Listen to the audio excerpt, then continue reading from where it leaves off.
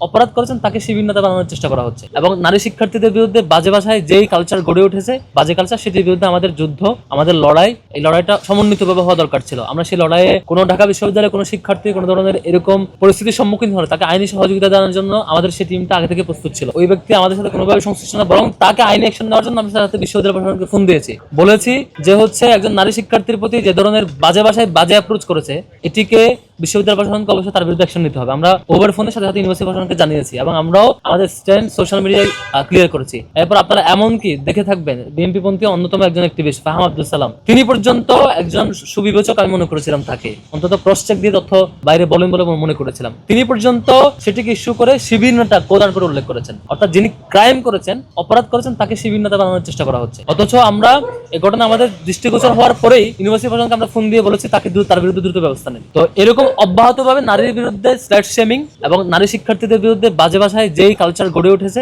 বাজে কালচার, সেটির বিরুদ্ধে আমাদের যুদ্ধ, আমাদের লড়াই, এই লড়াইটা সমন্বিতভাবে হওয়া দরকার ছিল। আমরা সেই লড়াইয়ে বারবার আহ্বান করেছি নারী শিক্ষার্থীদের অধিকার, নারী শিক্ষার্থীদের নিরাপত্তা নিশ্চিত আমাদের সামগ্রিক কাজ থাকবে। ঠিক একইভাবে আমাদের ছাত্র শিবিরের জায়গা থেকে আমরা আগেও বলেছিলাম যে আমাদের আলাদা একটা লিগ্যাল টিম আছে, লিগ্যাল আইনি লড়াইগুলো দেখভাল করেন। কোনো ঢাকা বিশ্ববিদ্যালয়ের কোনো শিক্ষার্থী কোনো ধরনের এরকম পরিস্থিতির সম্মুখীন হলে তাকে আইনি সহযোগিতা দেওয়ার জন্য আমাদের সেই টিমটা আগে থেকে প্রস্তুত ছিল।